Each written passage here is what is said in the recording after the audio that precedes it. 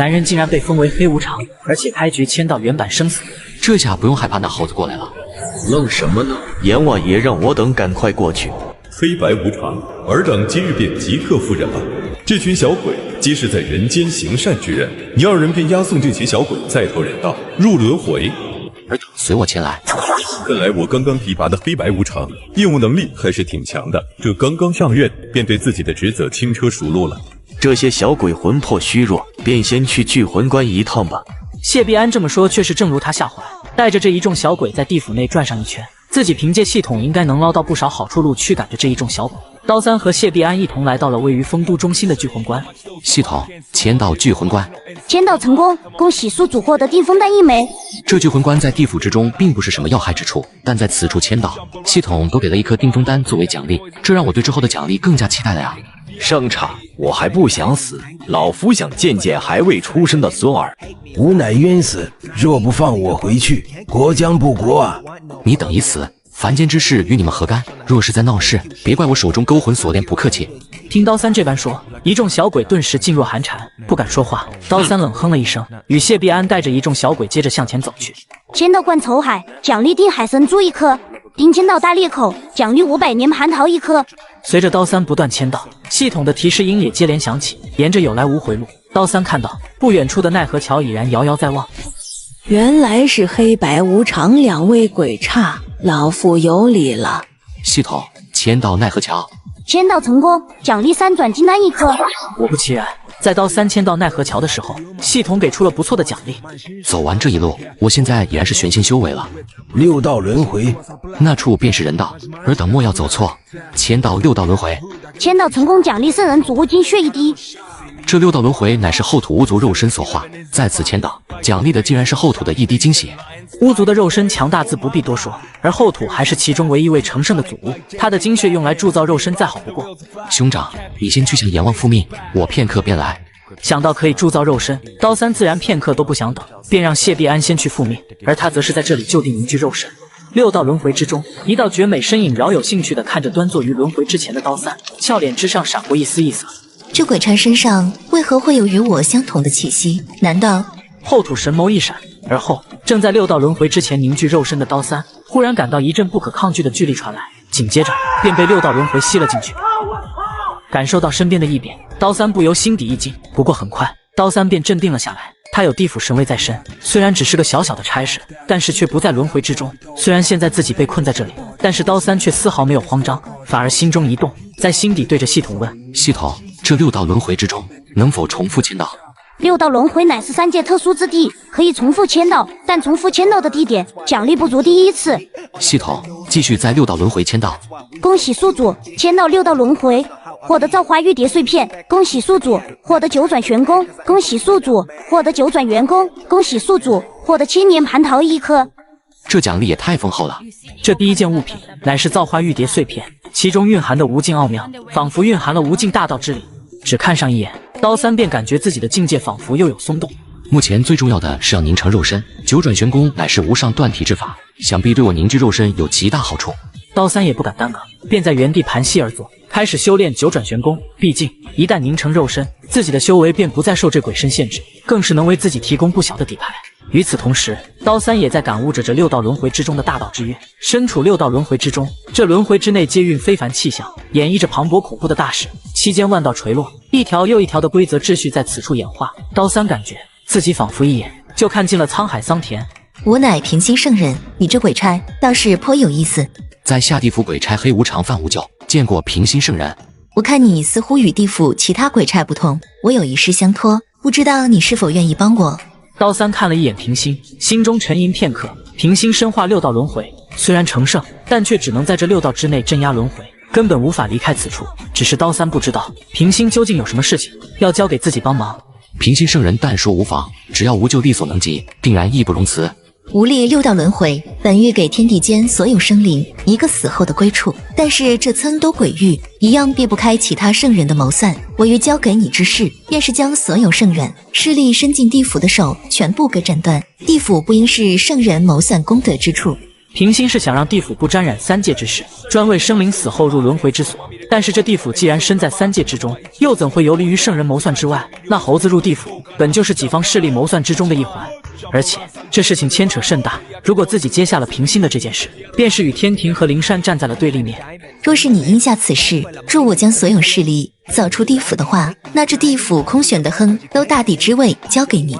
刀三听完，心中不由一阵火热。这丰都大帝乃是地府之中至高果位，上古之时也是与那天帝、人皇之位并驾齐驱。然而自平心历6道轮回之后，这丰都大帝之位却一直空悬。如今这地府之中的势力错综复杂，天庭和西方的手早就伸到了地府之中。阎王背后站着的是玉帝，基本上是天庭在地府的代言人。然而这地府之中却还有另外一个存在，地藏王菩萨。平心娘娘不是无就不帮此忙，实在是在下实力微弱。你也不必推辞，以你如今的实力，足够应对地府之中的各方势力。平心有些好笑地看了刀三一眼，面前这个小鬼差倒是精明异常。不过他从开天辟地便生在这天地之间，怎会不知道刀三心中的小算盘？在这6道轮回之中，有我无足宝库，其中芸芸之宝，你自己去寻便是。平心娘娘放心，维护地府安稳，无就义不容辞。这天阎王竟然要我去勾一个猴子的魂魄，知道剧情的我却一点都不慌，而他们不知道我的修为到达太乙。兄弟，这是你我在地府的第1趟差事，千万不能办砸了。不知是何等大恶之徒，阎王爷竟然让我兄弟2人亲自出手。义兄，我等只负责勾魂索命，既然阎王爷有令，那就把这猴子的魂勾了再说。你2人在一旁待命，本王要好好审问这妖猴一番。下方猴妖，你寿元已尽，且让本王来看一看你生前之事。为恶业力深重者，则打入地狱洗刷罪孽。这老鬼说什么？上仙，这3界之内有不少重名重姓者，小神恐怕是拘错人了。阎罗王突然转头看向刀三谢必安，尔等怎么办的事，怎会拘错了人？刀三顿时一愣，这阎罗王当真不厚道，自己打不过这猴子，竟然想拿那他们兄弟2人出来背黑锅。不过这阎王打不过孙悟空倒也正常，阎罗王不过是太乙金仙初期，而那猴子已经入了太乙中期之境。不过在自己这太乙圆满面前，这2位却都有些不够看。属下不知阎王在说什么，我兄弟是按着阎王吩咐，需要来过花果山将这猴子拘回。阎王如怎么不认？你被猴子抓住衣领的阎罗王一阵气急，指着面前的刀三，气得说不出话。俺管你们是准将俺拘到这地府来，既然来了，便将这地府拆了便是。上仙别打，上仙别打，这可能是地府因私弄错了，是弄错了。上仙饶命！其实我也是被逼无奈的，我是奉上命勾魂，勾魂是天庭敕命，与小神无关呢。此刻阎罗王心中憋屈到了极致，他好歹也是一方主宰，哪里受过这等委屈？身为地府主宰，竟然如此昏聩，3界之内不知还有多少人被尔等这般勾魂运死。看打！你们等在等什么？还不出手护我？阎王爷莫惊，无常来也。嘿嘿，区小鬼，看打！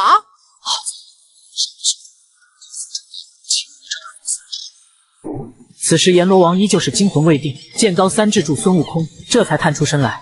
大人，这条猴怎么处置？废话，这猴子祸乱地府，当然是关起来了。阿弥陀佛。他看到了此时阎罗殿中被刀三五花大绑的猴子。阎罗王，殿中何事？回禀的藏王，如今没事了。阎罗王说白了还是偏向天庭。地藏王虽然身份在其之上，但是秦广王对地藏王并不感冒。地藏王直接将其无视，目光转向一旁的刀三。这次猴子来地府闹事，原本是佛门的一场算计，但是却被刀三直接破掉了。地藏王如今心中虽然极为不爽，但却根本无法处置刀三。这猴子怎被地府关了？这猴子如今太乙金仙中期，在地府除了地藏王之外，应该没人是猴子敌手。今日之事乃是佛门掌握轮回的关键一环，这件事情出了岔子，对于佛门而言并不是什么好事。陛下要为我四海龙族做主啊！爱卿这是为何？何人敢欺负你们四海龙族？陛下，那猴子欺人太甚，取我东海定海神针不说，还有我四海宝甲，实在不是臣等小气，乃是那猴子贪得无厌呐！欧广爱卿，你等先暂时退下，这件事情朕自会定夺。这样就完了，他们龙族的亏，找谁说理去？臣等告退。此时玉帝的脸上终于闪过一丝莫名的笑意，这件事天庭只要旁观便可，大戏还未开幕，这次也刚好送佛门一个人情。想到这里，玉帝便手指轻捻，一番推演之后，眼中却是大惊失色。这猴子怎么被关在地府了？这场戏的主角都被关起来了，那这出戏还有什么意思？究竟是怎么回事？玉帝神念一动，只见凌霄宝殿之上顿时神光乍现，直刺九幽。你有胆放你孙爷爷下来，我们再打过。少废话，老实点。无咎啊，这次你护本王有功，更是维护了我地府面皮。说吧，想要什么样的封赏？无咎任凭阎王定夺。封你为地府判官，不知你可否愿意？刀三不由撇了撒嘴，这可是日后老崔的活，虽然能够断人善恶功过，在地府的地位很高，但是实际上却是个费力不讨好的活。要是他接下判官的差事，恐怕日后便只能待在这阎罗殿中了。这活我干不了，责任太大了。要是换一个鬼差，此时阎罗王早就大发雷霆，但是偏偏面前的是刀三，阎罗王也只能好声相劝。无咎啊，凡间有话说，能力越大，责任越大。如今地府百废待兴，你可千万不要推辞。说了我不干，我觉得还是老本行勾魂比较适合我。要是让刀三继续干这勾魂的活，那跟不赏便没有区别。但是刀三偏偏却立了功劳，这让阎王感到一阵棘手。无咎啊，你对地府有大功，我等总不能什么也不赏吧？按我所说，还是继续干这勾魂的差事。不过我有些条件，希望诸殿阎王能够应允。有条件就行，只要我等能够办到的，定会答应。以后那些不好勾的冤魂恶鬼，各位阎王再来找我。平时还请诸位阎王不要打扰我修行。阎王听了，心中不由一阵感动。无咎当真是我地府表率。原以为刀三要提什么苛刻的条件，谁想刀三竟然主动揽下了勾厉鬼的活。要是地府人人都像刀三这般敬业，那地府何愁不兴？这勾魂的差事虽然看起来不如判官来的舒坦，但是却是最适合我的差事。毕竟身上还有一个签到系统，三界之中有恶鬼出没的地方大多不是凡处，这勾魂的差事正好可以到处签到。既然阎王没有意见，那无教便退下修炼去了。这次除了和阎王谈好了条件，阎王同样赏赐了刀三一处大殿以及不少的金银财宝。回到自己殿中，刀三看着自己殿中堆积如山的纸钱，脸上不由升起几道黑线。无咎可在殿中？无咎见过秦广王，不知今日广王来此是有。他乃是中华帝君转世，虽然只是一名金仙，但是在天庭之中也算是地位尊崇，行事更是飞扬跋扈。好，我去把他的魂锯过来。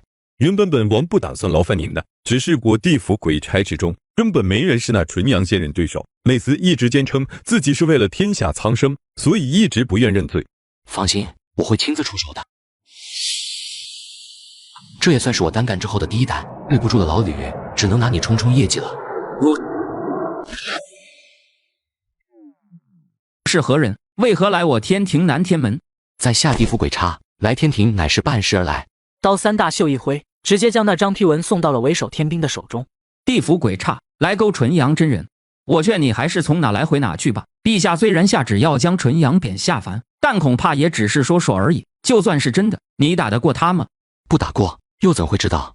既然你要自讨苦吃，那便别怪兄弟们没提醒过你。进去吧。系统签到南天门。恭喜宿主签到成功，奖励神通法天象的。刀三心中不由一喜，签到完成之后，便径自走进了天庭之中。刀三也不急着去找吕洞宾，而是先找了几名仙童问清楚了吕洞宾的住处之后，便暂时在这天上寻了一无人之处，坐地修行了起来。毕竟好不容易来天庭一趟，刀三可不打算轻易离开。对于刀三而言，这天庭可到处都是签到点，凌霄殿、兜率宫、瑶池、蟠桃园，到处都是打卡圣地。然而刀三没想到的是，不知是那个他问路的小童走漏了消息，地府来鬼差勾吕洞宾魂魄的事情，一时间传遍了整个天庭，一时间满城风雨，各路神仙都引为谈资。看着天庭众仙对着自己指指点点，刀三不由一阵郁闷。本来他今天打算去凌霄殿外打个卡，可现在看来，他只能去勾吕洞宾的魂了。要是去凌霄殿外恰好被玉帝撞见，自己就算是长10000张嘴也说不清了。罢了，下次得闲再在这天庭之中好好游览一番。师傅，那鬼差现在已经到殿外了。区鬼差也敢勾我金仙之魂，得我死！这鬼差竟是个不小的变数。老君忍不住继续推演，同时也在考虑着是否将这件事情禀告玉帝，看玉帝作何打算。按这个势头下去，魔家四兄弟这下又要输了。这吕洞宾还真是托大，竟然不施展任何的神通，就这样冲过来。我不服，你我再来打过。刀三不由淡淡一笑，这位纯阳仙人还真的有够天真。历史上从来都是成王败寇，况且刀三对于自己的这份工作一向是严谨认真。别废话了，赶紧走，小爷还等着回去交差呢。天空之中，无数围观着此处战况的仙人们却顿时傻了眼，这鬼差究竟是什么身份？竟然一招之内便将纯阳仙人给拿下了。无常小儿，待我重回天庭之日，必将你打得魂飞魄散。无常兄，这位是？这是天上的纯阳仙人，被贬入下凡历练。两位，我先要去找广王复命了。牛头马面一听，哪里还敢阻拦，连忙对着刀三拱了拱手，便放刀三和吕洞宾进去了。进了阎王，黑无常竟然勾着吕洞宾来到地府。阎王见了，却上前陪着笑脸：“纯阳上仙呢，送您入轮回，乃是玉帝旨意，我等也是奉差办事，上仙千万不要怪罪。”阎王话音未落，黑无常毫不客气，直接飞起一脚，将吕洞宾踹倒在地。刀三这么做，直接让秦广王傻了眼。人家纯阳仙人下地府入轮回，显然是玉帝派到凡间镀金来的。如今被刀三这般收拾，这不是间接打了玉帝的脸吗？无常，你给本尊等着！刀三不以为然，干了面前这碗孟婆汤，谁还认识谁啊？即使之后吕洞宾重修想起了前世的记忆，那时的他也不可能是刀三对手。少废话，赶紧走完流程，送你入轮回了。刀三见一旁的孟婆端着汤色，而后一股脑地灌进了吕洞宾的喉咙。喝下孟婆汤之后的吕洞宾顿时浑浑噩噩，完全没了刚才那副嚣张模样。一旁的秦广王咽了口唾沫，刀三这手段称得上蛮横，甚至有些粗暴了。解决了吕洞宾这边的麻烦，刀三也不再耽搁，便让两个鬼差押着吕洞宾朝着六道轮回而去。一个僧人突然出现在这去往六道轮回的必经之路上，眼前这个僧人的身份，刀三心中已经有数，这人恐怕就是佛门在这地府之中的化石人一地藏王菩萨。刀三脸色一凝，地藏王出现在这里的原因不言而喻，自然是为了那个猴子而来。刀三不知道的是，此时的地藏王心中也郁闷非常，若不是如来所托，加上那猴子是佛门谋算的关键，地藏怎会愿意亲自屈尊来见刀三一个小小鬼差？要知道，地藏王可是佛门预备的佛祖，也是佛门最后的守护者。这种秃驴看着慈眉善目，其实心机不小。不知地藏王有何赐教？施主，今日贫僧乃是为了一只猴而来。我没有养猴子的习惯。施主不必掩饰，今日贫僧找上施主，是请施主放过前几日被施主所拘灵猴。这猴子寿元已尽，该入地狱，应在生死簿上留名，而后入轮回。南无阿弥陀佛，施主，这猴儿身上背负大因果，命不该绝。听地藏王这么说，刀三丝毫没有意外，毕竟猴子乃是佛门七子之一，西游主角，对佛门的谋算起到举足轻重的作用。如今西游将起，猴子却被自己扣在了地府，佛门众人自然不会善罢甘休。菩萨说笑了，这猴子怎能说是灵猴，不过是一妖猴罢了。这猴子为乱地府，威胁阎王，罪不可赦，这等大恶人怎能放回人间为祸？刀三的意思也很明白，你的藏王想走后门，开后门是不可能的。地藏王的神色陡然一冷，周身散发出了强大的佛光，顿时笼罩了此方天地，无尽的威压顿时笼罩刀三周身，道道佛光之中更是暗含杀机。既然施主执迷不悟，那就休要怪贫僧了。随着地藏王一声仰慕之声落下，刹那间无量佛光顿时迸发。地藏王可是大罗金仙巅峰的存在，之前恳求刀三已然是给足了面子，而刀三直接拒绝，也是惹得地藏王暴怒不已。交出灵猴，本座可放你离去，否则我若是不呢？听刀三这么说，地藏王的脸色瞬间阴沉如水。他入主地府以来，一直掌管着幽冥界的话语权，十殿阎罗也不敢忤逆他的意志。区区一介鬼差，竟然敢当面与他叫板，那贫僧只能略施惩戒，让施主明白这天高地厚了。旋即，地藏王祭出无量佛光，朝着刀三攻伐而去。刀三见状，也是丝毫不敢怠慢，当即祭出自己手中最强的法宝紫电水。施主，苦海无边，回头是岸，不要做无谓的抵抗了。你这秃驴别狂！刀三顿时破口大骂，一旁的地藏王顿时脸色一黑。3界之内，刀三还是第一个敢直呼他为秃驴的。而后心念一动，刀三暗中运起定海珠，从地藏王背后朝着他射击而去。早说了，施主不要做无谓的挣扎。得弥陀，被打死还是死鬼，所以你是打不死我的秃驴，你真的要和我拼命？地藏王不屑一笑，在这地府之中，他地藏王才是唯一的主宰，刀三不过是故弄玄虚，拖延时间罢了。金刚大手印，一直硕大无比、闪耀着璀璨佛光的佛手印朝着刀三轰然而来。然而，在如此情况，刀三却依旧丝毫不慌。在一旁观战的秦广王也是神情激动，当即跪倒在地，对着天空之中的那无尽霞光倒头便拜。下臣见过平心娘娘。佛门将手伸进地府，平心不可能全无可知。往日平心都是睁一只眼闭一只眼，从未对在幽冥之中的佛门中人施加任何惩戒。但是今日平心就下刀三，是不是意味着平心终于要插手地府之事了？地藏王看着面前的刀三，眼神之中隐隐有些不甘。得弥陀佛，施主好机缘，菩萨谬赞了。刀三淡淡一笑，从刚刚和地藏接上手时开始，平心已经通过神识联系上了刀三。是这也是刀三第一次见识到圣人之威。虽然平心并未出现，但是随手便覆灭了地藏的攻势，而且令无尽威压降临，直接逼得地藏停手。若此间无事，贫僧便先走了。一旁的秦广王和一众鬼差看向刀三的目光却是无比崇拜。平心娘娘今日竟然不惜险胜也要助刀三脱险，刀三的身份在众鬼的眼中瞬间变得高贵神秘了起来。无救可真是好手段。阎罗在地藏王手底下受了不少排挤，各种委屈也皆是在今日一雪。广王不必夸我了，你我乃是同道中人，还是先干正事为妙。你这厮放出去！猴子，你可知天条自严，而犯下数条天条，还想让我放你？无常，我寿元本就未尽，乃是你们勾魂有错在先，怎的说我有罪？这么说，这些事情都是我地府之错了。正是正是，你赶快与那阎王老儿说道，赶紧将俺放了。在我等鬼族看来，这生死之事本就无关紧要，你是现在死，还是等到你生死不胜的寿元尽了再死？对我而言并无二致，什么时候死，你自己选一个吧。俺不想死。猴子的眼中第一次出现了惊恐的神色。当年他不辞万险出海学艺，就是为了跳脱生死轮回，修得长生大道，但是如今却依旧在这轮回之中。而此时背后的一个鬼差却直接将猴子砸晕了过去。猴子在睁眼的时候，眼前的人已经变成了手持锁链的马面。猴子，说实在我还挺佩服你的，竟然敢大闹地府。不过可惜马面受命，特来送你一程。送俺一程什么意思？自然是字面意思。按照天条，你擅闯地府，应处以五鬼猎魂之刑。那黑无常昨日方才来看我，他并未说要让俺灰飞烟灭啊。这种烟杂之地，无常大人怎会屈尊前来？定是这妖猴昨日喝多做梦了。几人押着猴子来到地狱之中。俺不想死，俺要见那黑无常。猴子猴生第一次感受到了恐惧的感觉，他早已分不清现实和梦境。不远处，在暗中观察的刀三心中不由暗笑。别看猴子一副天不怕地不怕的样子，有一样东西却是猴子最怕的，那就是死。如今猴子还未从生死簿上勾名，自然还是怕死的。而他正是运用了猴子的这一弱点。无常大人，天庭太白金星下地府传玉帝口谕，现在正在阎罗殿中等候。猴子已经调教的差不多，现在正主也来了。好戏才刚刚开场，走，我们先去见见那猴子。太白金星，让这老头多等一会儿也无妨。看到刀三进来，猴子再也没了之前那种飞扬跋扈的劲头。你不杀俺了？我自成为这地府黑无常以来，还从未有过勾错魂魄的经历。依道理讲，这生死簿不可能出错，勾错魂更是不可能的事情。但是这事不但发生了，在下想送你出去的时候，还受到了多方阻碍。今天放你，乃是天庭来人，方才敢放啊。这天庭和那群秃驴欺人太甚，总有一天，俺老孙要让这天再也遮不住我眼。猴子牛逼啊，这都学会举一反三了。自己三言两语就让一个反权威斗士觉醒了。刀三忽然感觉自己似乎有当神棍的潜质。其实我地府也口天庭佛门欺压久矣，不妨。好啊，你先在此处不要走动，待我见过天庭使者之后再放你离开。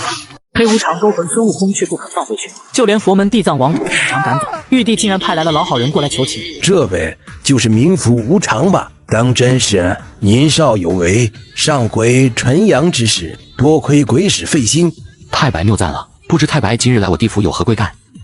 前段时间，陛下在瑶池多喝了些琼浆玉液，下了道错旨。那花果山灵猴与龙宫之事，乃是小事一桩，不必闹到要把那猴拘魂的地步。陛下今年酒醒，听闻这猴子还被羁押在地府，于是便令小心下来传个口谕，让各位放那猴去罢。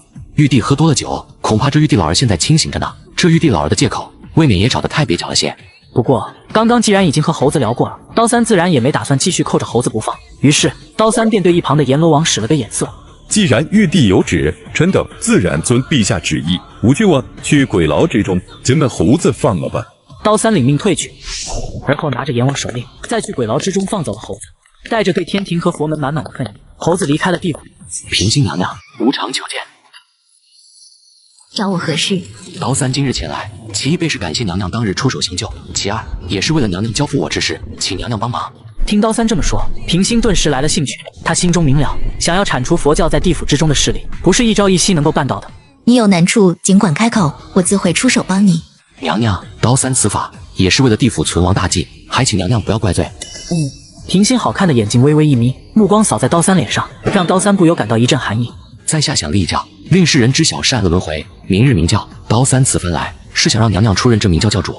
平心听刀三这么说，许久都没有回话。刀三见状，心也不由他半解。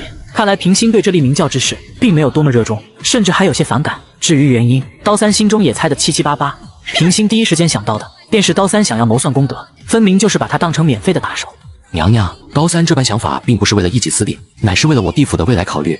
你今天若是说不出个所以然，便自投畜生道去吧。想必娘娘应该也猜到了西方佛教渗透我地府是打的什么算盘。平心身为圣人，自然不会对佛教的布局一无所知。今日刀三的打算便是用自己立教的理念来说服平心。平心微微点头，这也是为什么他选择刀三的原因。平心身化轮回，无法出这六道，他能够做的便是寻求一个代理人。我立这明教是为了让天下苍生知晓娘娘的存在，知晓这六道轮回乃至地府是怎样运转的。善人在此处可以得到一个好的转世，而为恶者也会受到应有的惩罚。平心听闻，不由微微动容，这何尝不是他身化六道、立丰都地府的初衷？眼前的刀三果然是懂他心意之人。你所说正是我所希望的，但是我自父神开天辟地，便存在于这洪荒大地之上，见惯了洪荒之中的竞斗，如今实在不愿意与人再起冲突了。平心娘娘，如今与西方教对立已经是不可避免的局面，即使我地府不去招惹西方教，为了掌控轮回，西方教也会找上门来。这次猴子的事情便是最好的例子。西方原本立教之时，准提接引二圣可是向天道发下大宏愿的。佛教从立教以来，便在谋划着掌控轮回，掌控轮回，则佛教大兴。你所说的确有些道理，佛教教义与我地府主张本就是背道而驰，只要众生向佛，便能得极乐，这便是佛教主张。这佛教主张乍一听起来的确是心怀慈悲，为三界众生考虑，但是平心身为六道轮回的掌控者，很快便察觉出了其中古怪。若是信佛教便能够登极乐，那恶人还能放下屠刀，对善人公平吗？这佛教为了谋求功德，还真是无所不用其极。若佛教如此，那这明教也是立德。刀三听平心这般说，顿时心中大定。有了平心这个靠山，刀三自问之后谋划起西方佛教来，便少了很多忌惮。那猴头被地府放回人间了，地藏王被镇压，那猴头乃是被天庭前人放走。听如来这样一说，一众佛陀皆是哗然。虽然地藏王菩萨在佛教四大菩萨之中是实力最弱的一位，但是毕竟也是一位大罗金仙，地之中何人能够有此实力将地藏王给镇压了？世尊究竟为何如此？此等大事，我能说笑不成？既然那猴子出来了，那西游之事也不可再拖。观音，你为我西方使者去天庭向玉帝施压，逼那猴子上天大闹天宫。天蓬每天晚上都要偷看嫦娥洗澡，黑无常十分痛恨此行为，要把他抓去地狱。天蓬却以为遇到了同道中人。原来是无常兄弟，地府是不是没有像嫦娥仙子这般美貌的女鬼？来，兄弟带你见识见识。刀三刚想把天蓬里带走，一旁却忽然闪过一道白影。无常兄，帮忙是不是有什么东西跑过去了？刚刚那是玉兔，赶紧抓住他，不然你我就都完了。刀三眉头一皱，也顾不上在这里扯皮了，连忙化作一团黑雾，朝着玉兔逃走的方向追去。天蓬一听，也吓得脚底一软。玉兔显然发现了在殿外的两人，要是今天的事被嫦娥捅到玉帝那里，恐怕自己也要落得凄惨下场了。无常兄弟好手段，若非无常兄弟出手，我命休也。罪过，玉兔道友，今日乃是你命中结束，你可不要怪我二人，毕竟是你看到了不该看到的东西。听刀三这么说，天蓬不由伸出了大拇指。这黑无常不愧是出身地府的狠人，一言不合就要毁尸灭迹。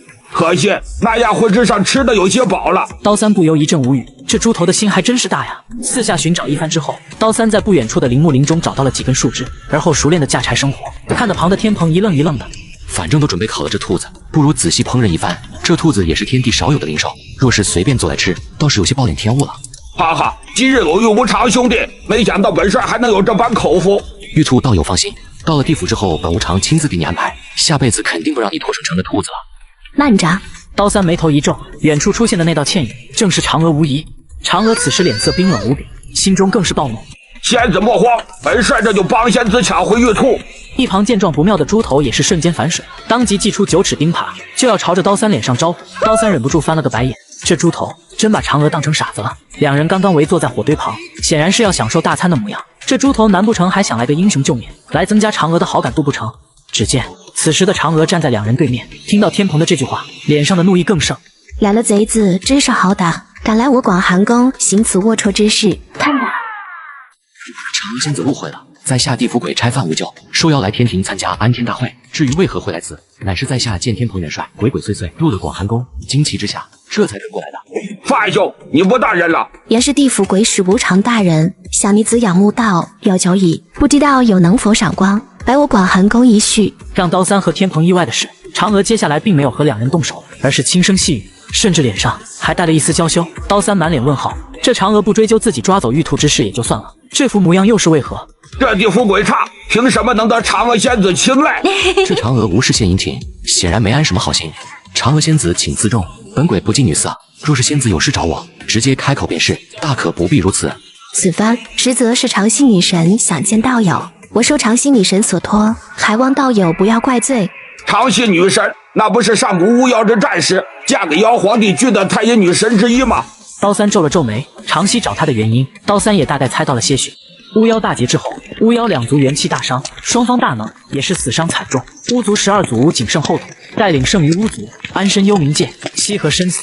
长溪则是隐居太阴星不出，而如今的妖族更是3界之中位列底层的存在。周天无论神佛，对妖族皆可随意打杀。冥府黑无常见过长溪女神，免礼吧。看来那后土还真没看错你，你果然不凡。这小小鬼差竟然有太乙金仙实力，也难怪后土那婆娘会亲自出手，从地藏手中保下这小鬼差。长溪女神谬赞了，在下不过是地府一小鬼差而已。既然你不喜我广寒宫的嫦娥仙子，那本尊亲自邀请你去我广寒宫中一聚，不知道无咎道友能否赏光呢？西女神相邀，无咎自然荣幸之至。旁的天蓬此时看向刀三的眼神都有些变得不正常了。这无常对嫦娥不假辞色，无论嫦娥如何楚楚动人，却是完全无动于衷。但是对长溪却是大感兴趣。长溪一开口，刀三便屁颠屁颠的打算跟着长溪去广寒宫中做客。难道这黑无常喜欢人妻不成？想到这里，天蓬看向刀三的便更加莫名了。果然，地府出身的口味就适中。我竟然穿越成篝火无常，女人不但不怕我，还把我带到她的房间，然后让我跪下，说有事求我。无咎道友，今日我所求之事与天庭无关，乃是我妖族之事。自巫妖大劫以来，玄门掌握天庭权柄，这无数岁月间，对我妖族无情打杀。如今我妖族在这洪荒已然无立锥之地，想请道友出手，借助地府之力，为我妖族留一丝气运。妖族为祸人间，玄门除之乃是本分，怎么长溪女神却在这叫起冤来了？若是回到巫妖大战之前，这洪荒大地之上，有何生灵敢如此贬低嘲讽妖族？如今妖族已不复往日辉煌，竟然到了要仰人鼻息，被一小鬼差随意嘲讽的地步。但是长溪却心知，自己纵使有千般怒火，也只能憋在心里。除了刀三和站在他身后的平心之外，没人能够帮妖族守住这最后的气运。若这最后一点气运再被佛教谋夺，那才真的是妖族的末日。看来这长溪是铁了心想让我帮助妖族留下这最后的气运，不过我不会白白给妖族打工。无咎道友，并非长溪要谋划什么，只是实在不忍心看我妖族就这般毁在我的手里。万物生灭乃是洪荒大事，如今人族乃是这天地主角，妖族早已退出洪荒舞台，长溪女神又何必执着呢？这妖族保解西河，为之殒命，长溪自然不能轻易放弃，还请道友帮忙。要我帮忙也不是不行，但是妖族吃人，若是本差帮妖族留住了这最后一丝气运，妖族必然会依旧在人间繁衍生息，到时候妖族食人，我地府凭空多出来无数冤魂厉鬼，3界岂不大乱？这个罪责不知长溪女神能否担当得起？长溪闻言不由咬了咬牙，这已经是刀三第2次向他暗示好处了。如今长溪再也没有了和刀三讨教还价的心思。无咎道友想要从我妖族拿走什么，只要我妖族有的，必会与之。要的东西很简单，既然长溪女神无法约束妖族，那便由本差代替为之。我要的是掌控妖族之权。长溪闻言，脸上也是闪过一丝犹豫的神色。虽然刀三答应帮助他保妖族气运，但是将妖族交给一个外人统领，长溪的心中依旧是有些犹豫。既然如此，这件事我便答应道友，也望道友能够说到做到。如此，道友便跟我来吧。长溪站起身，率先走出了广寒宫，刀三连忙跟了上去。掌控妖族说起来倒是容易，但是这妖族却不是长溪一句话便能够任由刀三号令的，从亘古至今，妖族便只听命于一件至宝招妖幡。只要掌握了妖族，那西游路上的9981难，起码有一般是我可以在其中做文章的。道友，这太阳星乃是3界至阳之地，其内酷热无比，纵使大罗修为入内，也只能落得灰飞烟灭的下场。号令妖族，需要我妖族至宝招妖幡。巫妖大战后，这招妖幡便被我封在这太阳星上，以长息太阴之力，可在这太阳星上来去自如。道友再次等待片，我去就来。刀三微微点头。此时他二人距那太阳星还有数万里距离，但是滚滚热浪已然扑面而来。刀三估计这太阳星上温度恐有数亿之数，不过有九转玄功傍身，刀三倒不担心自己被这太阳真火烧成飞灰。只消3炷香的功夫，长息的身形便再次出现在刀三面前。此时长息的手中也多了一个大幡。无救道友，这招妖幡乃是我妖族至宝，有此宝在手，便可号令天下万妖，还望道友爱惜。一定一定。